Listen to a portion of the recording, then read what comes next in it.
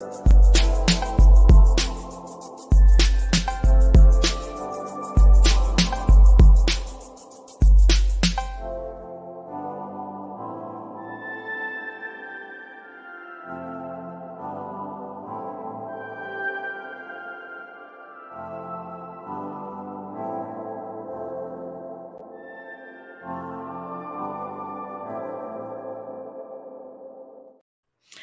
right. Hello and good morning, everybody. Welcome to I Am My Morning Coffee. And this is the iMatter Inspirations. This is the pre-conference or pre-show of the amazing Exceptional Women's iMatter conference that has been going on since Thursday. And listen, if you have not been tuning in, you have missed a lot of nuggets, a lot of wisdom, a lot of inspiration. And so I am hoping that you will go back and you will at least get your 1-day pass so you can have access to the entire recording of the show. I mean, of all of the conference sessions, because it has been absolutely amazing.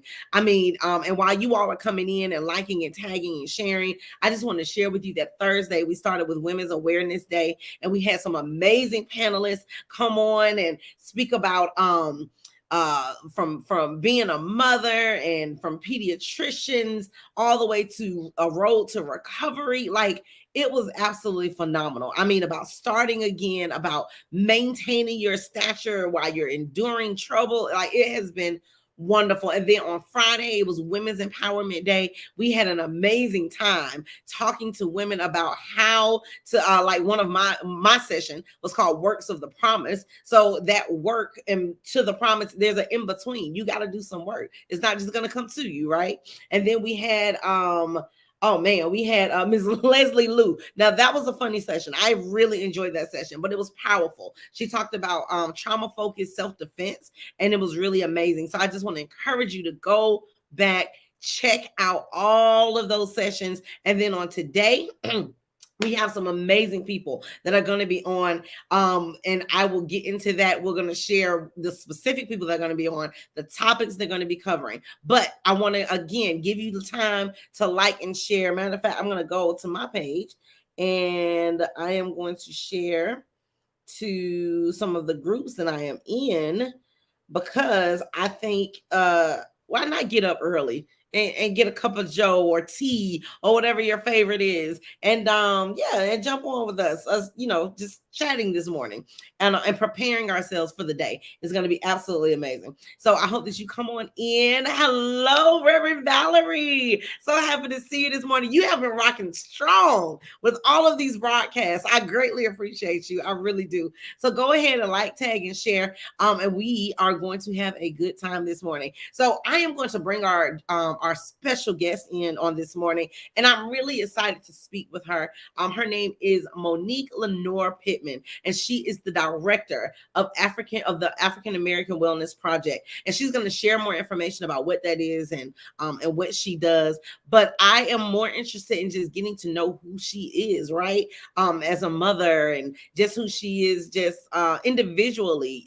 So I'm sure that she's going to share something with you that is going to encourage you on this good Saturday before we jump into the conference sessions. So let's bring on the amazing Miss Monique Lenore. Good morning. Good morning. How are you? I am well. How are you this morning? I'm doing great. Doing great. I'm here. It's a Saturday morning. All good. Good. Yes, and I'm so glad to have you and host you. Thank you so much. And I want to give a special thanks to Dr. Michelle for this opportunity to be the official broadcaster of this amazing iMatter virtual conference. So thank you for joining us on the pre-show. So tell us about yourself, Miss Monique. Who are you? What do you do? All right.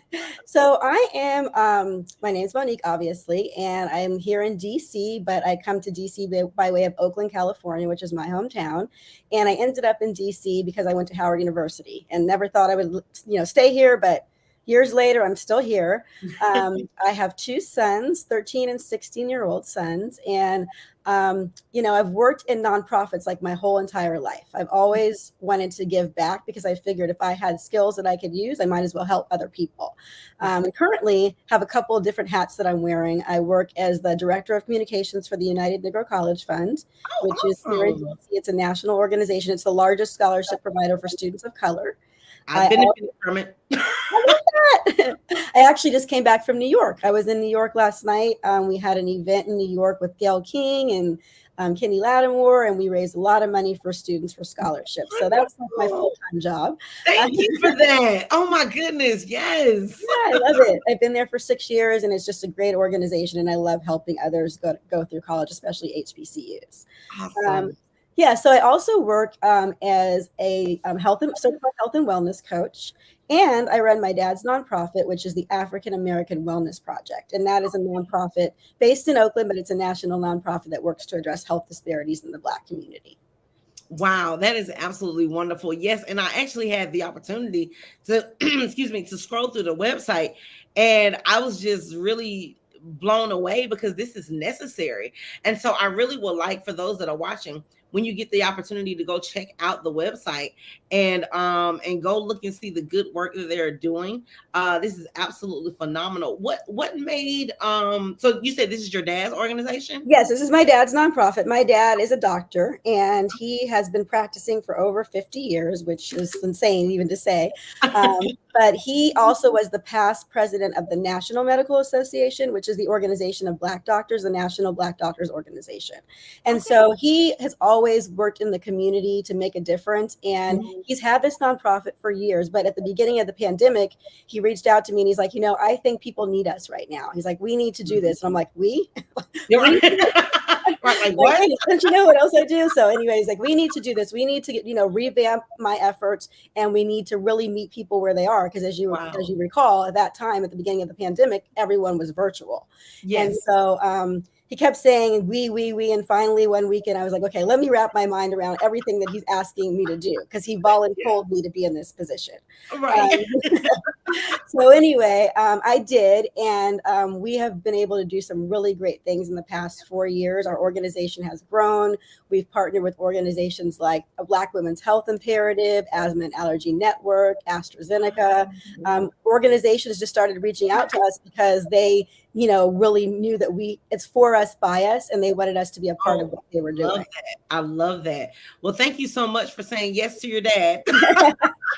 Because this is important work. And really, I mean, the work that you do just overall, being a mom, the work that you do being the with the African Wellness Project, and especially with the United Negro College Fund. And that was actually some information I did not know.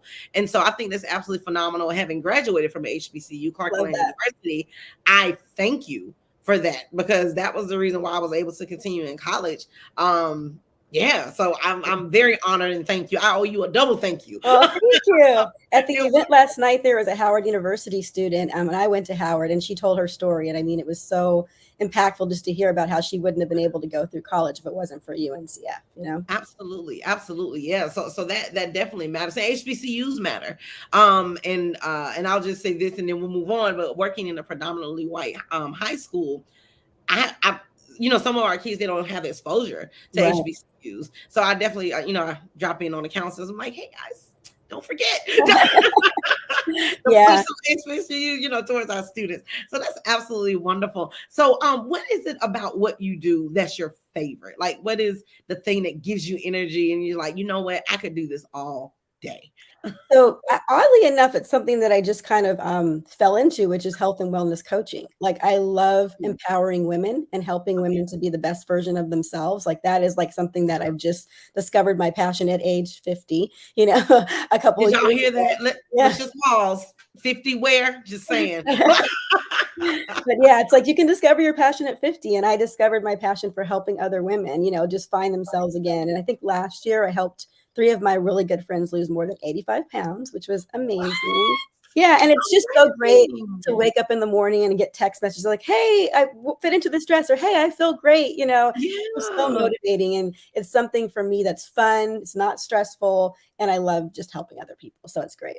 Wow, that's wonderful. That's wonderful. And I think that's what this conference has pretty much been about. It has been about helping one another and leaning in more on collaboration than competition, and creating a safe space for women to do that, which is really, really necessary. So what has been, like, I guess, since you've been doing the coaching, what has been one of your favorite aha moments that basically make you say, you know what, I can continue doing this work? I think it was really my story because I actually decided that I was going to get healthy right when I turned 50. I was like about 40 pounds overweight, but more importantly, I found out I had rheumatoid arthritis. And Wow. rheumatoid arthritis is really debilitating. I didn't know what it was. It was undiagnosed for like 4 years. And I Mhm. just kept on going, like most women who are probably on here who are mothers, wives, bosses, whatever, you do, you just kind of just ignore yourself and you put yourself last. And Of that's course. what I Yeah. did. And so I just kept ignoring it to the point where I was actually on crutches. I couldn't even walk. Yeah, I had been to urgent. Really? It was crazy. Yeah. I had Wow. I had been to urgent care like 7 times in a year, and like nobody could tell me anything. And this is what I'm going to talk a little bit about later on today, is just Mhm. about advocating for yourself, because I went to a doctor and I got some blood work done to see what it was. And then that doctor had left the practice, but she never told me. And then literally like 3 years later, or maybe 2.5 years later, another doctor called me and said, I was going through all the files of the people that, I'm taking care of, and I came across yours, and you need to get to a rheumatologist right away. And that was like 2 years later. What? And yes, yes, I didn't even know that, Wow. That, crazy. that is crazy. And that can be so scary. And that's why it is important to know how to advocate for yourself, because sometimes, especially when you're in the midst of the professional, right? They tell you whatever they tell you, and you just kind of take it as word because Hmm. they're supposed to be the authority on it. But what do you think, and how would you suggest that people, especially women of color, advocate for themselves, especially when we're dealing with doctors that won't hear us, doctors that will not listen to us? I remember I had to, uh, in a very stern way, tell a doctor, listen, I don't feel normal. I know my body. Something's not right. And she was basically, you did the blood work in December. Everything was fine. You did the blood work in December. It is now March. I am Hmm. telling you to Hmm. pull blood now. Do the order. And Right. I had to, kind of get like that. But when she did the order, she called me a few days later and was like, "Oh wow, you're actually anemic, severely anemic, Wow. and you probably need to immediately start taking iron pills." Okay, well, what if I didn't force the issue? Right. Right. For to Definitely. pull blood that you're not paying for, but my insurance is paying for, right? So how would you suggest that women advocate for themselves, especially being in the midst of an authority? That can be very intimidating. Yes, it can. I think, I learned, I had been through a lot of different, like, crazy health challenges in the past year, and I learned a lot. And here I Mhm. thought, well, I'm good because I run this nonprofit. My dad's a doctor, my stepmom's a nurse practitioner, my twin sister is a pharmaceutical rep. It's like I'm Wow. covered all the way around. But, Yeah. I learned so much. Like, you really just have to, like you said, you have to be persistent. That's the first thing. If you know something's Yeah. not right with your body, you have to just be persistent. And if that person and that doctor is not giving you what you want, you have to go to a different doctor. Um, Yeah. like right before the holidays, I developed psoriasis, which was, stress Oh. related, but also, something I had never heard of. And Mhm. it was the holidays, so no doctors were available. And I had to keep on calling and keep on calling and just like, do you have a cancellation? When can I come in? Because Right. if you don't do that, I think the soonest appointment I was going to be able to get was going to be February, and it was December. Oh my goodness. Yeah. And a lot can change, Yeah. especially dealing with a diagnosis you're not familiar with. Oh yeah, then I developed scalp psoriasis because I didn't get the other psoriasis taken care of. So Wow. basically, you have to advocate for yourself. You have to make sure that you stand up for yourself, and you have to keep asking questions. If someone's not, I had to actually call the doctor, and I complained and I wrote an email like, "Hey, I've been calling you for like 3 weeks and you haven't called me back." Yeah. Also, I didn't realize this, but my sister told me this because she's in pharmaceuticals. She's like, Mhm. there's a lot of things that you can do in the back end. Like you probably have account. When you go to a doctor, you have an account. So like look on the account, see what, because I was trying to figure out if they had gotten my diagnosis back because I never heard from anyone from my primary care doctor. And so Uh-huh. she's like, go into your patient portal and see if there's anything there, see what if there's results there, and then you could take those to another doctor. So Right. you just have to really just be your own best advocate. You have to ask Yeah. questions, you have to do your research, and really just be knowledgeable. And if you don't feel right about a doctor, find another doctor because you Oh don't yeah. have to stick with the doctor that you have.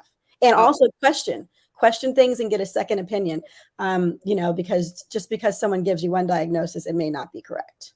absolutely. And I definitely think that we deal with this notion of being misdiagnosed quite often. Um and and it again, having that confidence to say, you know what? I hear you. And we're supposed to work collaboratively with our doctors and physicians, right? At least is what it's supposed to be. But you never want it to be just one sided and make it seem like your voice doesn't matter. And so, for all those that are listening, when you're taking care of yourself and you're taking care of your body, do not be afraid to speak up. And I agree with you. Not every doctor is going to be a good fit. So it's okay to say, you know what? Yeah, this isn't going to work. So I'm going to find somebody else. And Right. that's what and that's what I'm And going to do. complain. It's okay to complain, as well. Absolutely. I know I went to the emergency room and the doctor there gave me a prescription that was no longer being made for like the past 5 years. And I had an eye infection. I What? spent the whole weekend trying to get this prescription filled. And come to find out, the pharmacist was like, the reason you're not getting it filled is because we haven't made this in 5 years. And like, I went right back to that emergency room and I complained about that doctor because, this is really serious. My eyes could have, I could have gone blind. It was like a really bad eye Absolutely. infection. So, Absolutely. again, you don't be afraid to complain and speak up for yourself. Wow. Yeah, that's terrible because the and then the ripple effect that that could have. And so for people that don't have um the vocabulary like you and I may have, Yes. or knowing what to do, are there resources on the African American Wellness Project that can help guide them through something Yes, like that? definitely. One of the things that we've done is we did an End Black America campaign that Okay. talked about specific health issues that are, higher rate in the African American community, like prostate cancer, like Yeah. diabetes. And what we did was we created original content and then infographics so that you can just pull them up on your phone and like, what are the symptoms? What to do if you're diagnosed? And that way it's like you don't have to dig deep for the information. You can literally Right. look at the different steps and guides, and then Mhm. we have QR codes on there where you can link to more articles if you want more information. And we really wanted to do this so that you could have this information at your fingertips, when you are going through something. We Yeah, also partnered with HealthWise. I don't know if you've ever heard of them, but they I reached out to have. us during the pandemic and they wanted to offer us their software system, which allows anyone to go onto our website and type up symptoms and then find out, kind of self-diagnose, but also treatment. Of course, you should always go to a doctor, but All it's just right. the first step if you're really, need to get some information quickly.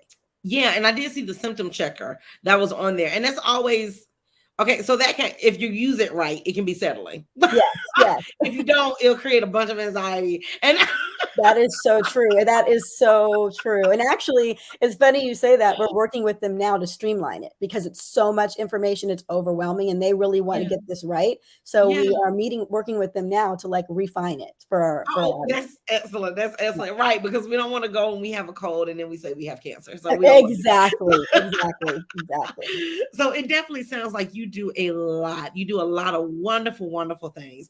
And so how do you balance all of this? Like, or even if you don't balance it, like when Yeah. you found yourself off balance, how did Yes. you kind of recorrect so that you can get yourself back focused? Because like you said, Yeah. you have two And that sons. actually happened to me right before the holidays. You Yeah, just kind of like, if you don't take care of yourself, something's going to make it, someone's going to make you slow down. And that's right, when I had the right. scalp psoriasis, I had back and neck pain. I mean, it was bad. I actually recently wrote an article about all the things I experienced in the past year, and it was all stress related because I Yeah. didn't stop and take care of myself. Wow. So, And where can we find that article? I'll send it to you. I actually posted it on the African American Wellness Project website. So if Okay. you go there, you can find it. But Okay. it's just like what I went through with all of these different crazy experiences with my eye and with the psoriasis and with Yeah. my back and neck and what I did and what I learned most importantly throughout the process. Okay. Yeah. So what I do primarily, like I had to change my health. I had to make myself priority. Yeah. And I changed the way that I was eating, lost 35 pounds a couple of years ago. I have been Mm. able to maintain it, got energy back, got off my medication for my arthritis. Say that again Yeah. because people don't think that health and eating differently and exercising, which I think majority of it is eating, Yes, the um, majority is eating. People don't know that. food is medicine and you can come off of medications. I've Yes. seen it. Yes, like last year, a couple of my clients came off of diabetes medications, high blood pressure medications, and that's what I love about this. Like I said, it's not just about, hey, I lost weight, I look great. It's about how you feel, and it's about being overall healthy. Because Yes. I knew that as an older mom, I wanted to, my kids always said, "You're so old. Why did you wait to have us till you were so old?" And so I decided if I was going to be one of the older moms, I wanted to be at my best health and be able to do things with them like bike riding and snowboarding. They're snowboarders and, all the types of things that they Wow. like to do. And so that was really my inspiration for getting healthy. That's awesome. And you know what? You're creating such a beautiful life for them. And that is wonderful because it does start with us. It starts with us taking care of ourselves. Like you said, making ourselves a priority, which is not always easy because it seems like we're, doing this and doing that, changing the world because that's what we do, right? Yes, Um, exactly. Like I'm out here helping everybody else and I'm on crutches. Like I'm right, like, and you like you're good, but I'll be okay. It's like, that's the thing I had to learn. You just have to stop and put your oxygen mask on first. yes, yes. And I like what Valerie said. That is a decision that you have to make. And prioritizing just as if we would prioritize anything else. Yeah. We know that we report to our jobs, right? 9 to 5. We're gonna go there because that's where our paycheck, our bread and butter, right?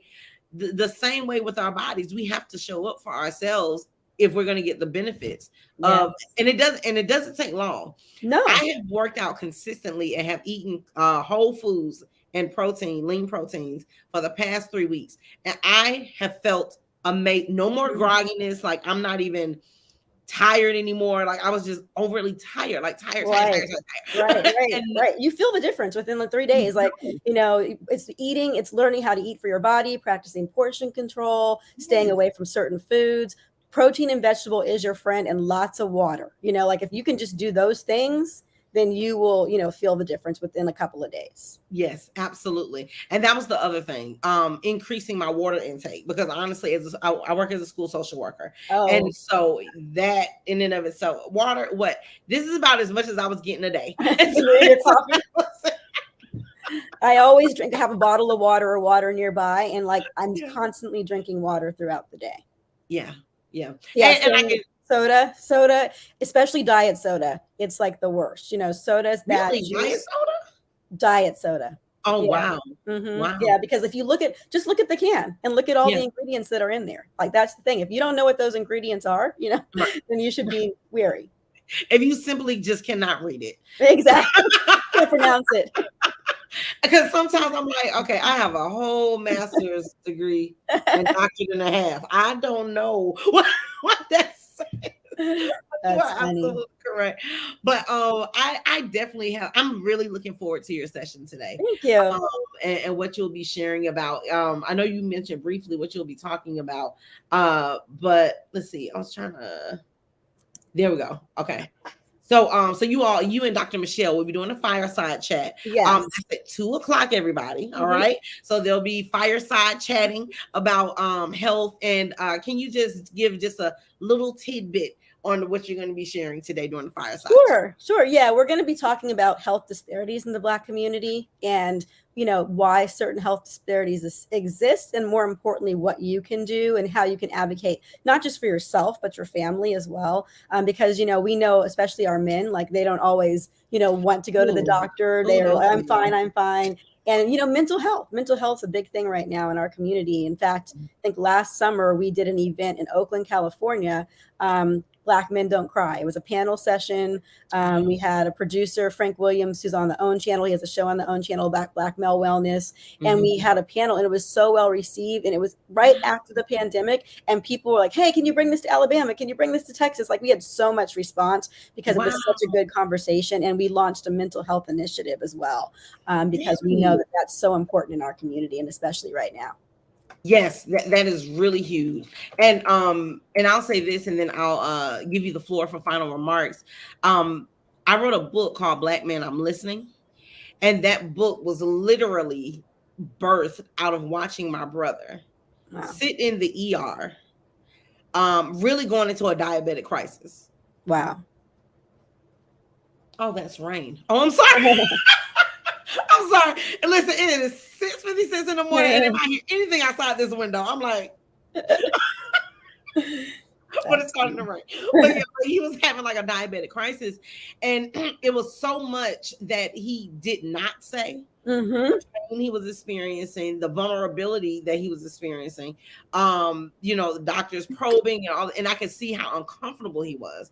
And so like God had to just really quiet me because I was kind of fussing a little bit, like you knew you were feeling like this. You knew, why didn't you call the doctor? Why didn't you do that? And he's looking at me like, lady, this is not the time to talk to me about how I'm feeling. And so Black men, I'm listening, really just zeroed in on how important silence is, Mm-hmm. especially when Black men are just sharing. Yes, definitely, definitely. And Yeah. that's something. My dad's a doctor, as I said, and he found out he had testicular cancer when he was watching TV. He was watching Lance Armstrong tell his story. Remember, Lance Armstrong had testicular cancer and what the symptoms were, and like more importantly, what it looked like, and that sort of thing. And come to Right. find out, my dad had testicular cancer, and he always says if it wasn't for that show, he may not have known. Yeah, Wow. so it's like, that's the thing. Like Black men we really have a lot of resources on our website for Black men. We have a Good. prostate cancer campaign specifically for Black men and all the resources there, because that way it doesn't have to be scary. You don't have to go to the doctor. You can look here on our site and get all the information that's accurate from a Yes. trusted source that you need. Oh, that is wonderful. And that's necessary because for men, it gives them the opportunity to search without having to say anything. Exactly. And they need that. That's wonderful. Thank you so much. Listen, thank you for everything that you're contributing to our community, to women. I am just so thankful for the work that you're doing, and just how, I mean, you're so pleasant, and and that's important too, right? Thank Some you. people can be able to receive information, from you. And you are just absolutely phenomenal. You're an amazing woman. And I'm looking forward to hearing your fireside chat. But I am going to give you the floor, and you can go ahead and just share some last remarks, some inspiring remarks, whatever comes to you, whatever you feel like will uplift us for today. All right. Well, I think I'm going to keep it short and sweet, especially because it's 6:50 in the morning. But I just wanted to say, like, really what I learned the past couple of years is that until you put yourself first, you're going to always be last. As my mom, as a boss, I manage a lot of different teams, and I just ignored the signs, and I ignored what my body was telling me, till the point where I was broken down. That happened when I found out I had the rheumatoid arthritis, and then it happened again right at the holidays when I just kept on going. So I know this is really aimed at women today, and I just want to encourage all of you to really just take care of yourselves, because we have so much on our plates, and again, we always ignore our own health. So really just make yourself a priority, practice self-care, whatever that looks like. For me, it means walking. I go for a walk every single day, no matter what I'm doing. In between my millions of meetings, I go for a walk, without any phone, without any distractions, but really just kind of built those times into your day where you can at least spend 30 minutes, maybe twice a day, doing something for yourself, whether that's looking out the window, whether that's meditating, whether that's, reading a book, whatever it is, but really just prioritize your self-care, and put yourself first, and remember that you matter just as much as anybody else. So that's what I wanted to say and leave you all with today. Wow. Well, thank you so much. I greatly appreciate it. If you can just hold tight, after we end the broadcast, I just want to do a quick screenshot of us in this moment. But we're going to go ahead and wrap up, and we just want to thank you again for joining us today. Again, this is our lineup for Friday for today. You don't want to miss it. It's Saturday. Thank you. Goodness. See, I don't even know what day it is. Today is Saturday, all right, March 25th. So I just wanted to make sure people weren't confused. right, because I was confused. So yes. So please join us today. It's going to be an amazing lineup. You see all these amazing physicians that are going and just that can speak to health as it pertains to the African American community, and to women as well. And so I hope that you all will be able to join us. And then at 7:00 tonight, we're wrapping up the conference with the virtual after party, so you can bring your coffee, your tea, in the comfort of your own home. Yeah. And come join us, and we're just going to celebrate those that spoke, those that contributed to this amazing platform. And especially we want to celebrate Dr. Michelle Thomas for all of the work that she did to pull this all in. This was an amazing planning effort. And so we want to make sure that you all join us. And so this has been I Am My Morning Coffee. Thank you so much, Ms. Monique, for joining us on Thank this you for morning. having me. I loved it. Thank you.